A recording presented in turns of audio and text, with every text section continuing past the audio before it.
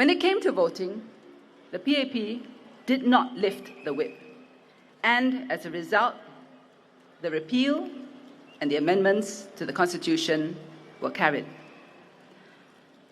The Workers' Party, on the other hand, made a big deal of the fact that they were lifting their whip, and their voting was all over the place. On Section 377A repeal, 5 supported, 2 opposed. 1 was absent, but he said he was ill. Then on the constitutional amendment, 6 supported, 2 abstained, and they had 1 that was absent. Now, you need to understand the impact of this if the PAP had taken the same approach. Because under the WP approach, it was anybody can vote as they like. There was no leadership. There was no party position.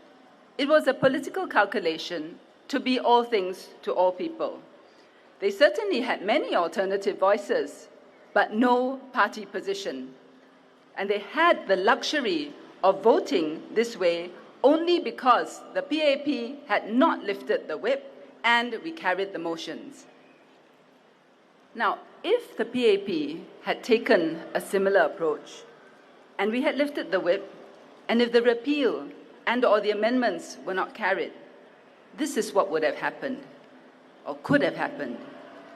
Section 377A could have been struck down, and the current definition of marriage as a union between a man and a woman would have been at risk, open to legal challenge, with the possibility that it could be struck down. It would have led to polarization and a clash between the different groups, because this was an issue on which people have strong feelings and strong views, some from a moral viewpoint, some from a religious viewpoint, whatever it is, but they had very strong views. And if we had not been able to carry these motions, you would have had that polarization. There would have been an adversarial process, and a social issue which should be decided by the people and Parliament would have ended up being decided by the courts instead. So I would ask those to whom these issues matter to reflect on this.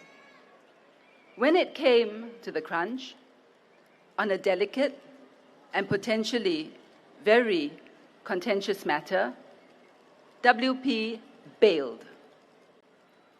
Political leadership requires courage, not expedience.